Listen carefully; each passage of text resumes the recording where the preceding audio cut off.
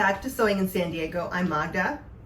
When an iron fails to perform its two primary functions, which are to remove wrinkles from fabric or to allow me to intentionally add creases to fabric with heat, it's time to take it out to pasture. And unfortunately, my Sunbeam has failed me. It will no longer heat anything at all. So goodbye, time for a new iron.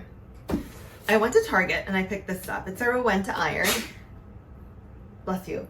So I'll unbox it and share with you what's inside. So the iron, a sole plate cover, the instructions, warranty booklet, and contact info for the company.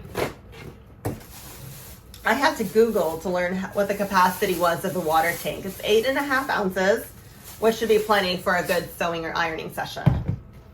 So it has 350 holes here on the stainless steel sole plate, and the water tank can be filled up by opening it up right there, filling it up, closing it, and I can both spray water with the press of a button from the front here, or I can press another button to emit steam out the bottom, which I'll probably use just when I'm sewing something and want to have really crisp seams, or when I'm ironing clothes. I will not be using it as a steamer. For that, I use a steam shot.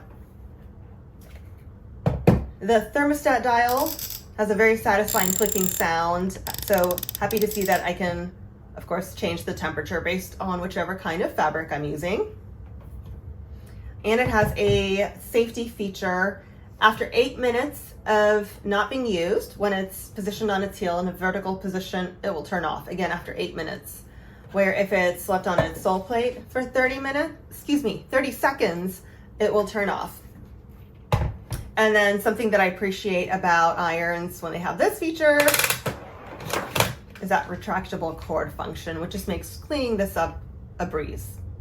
So that's what I wanted to share with you about it. If over the next several weeks I have any wonderful or really awful experiences with it, I'll share that with you in a future video. But for now, thanks so much for watching, and I'll see you soon.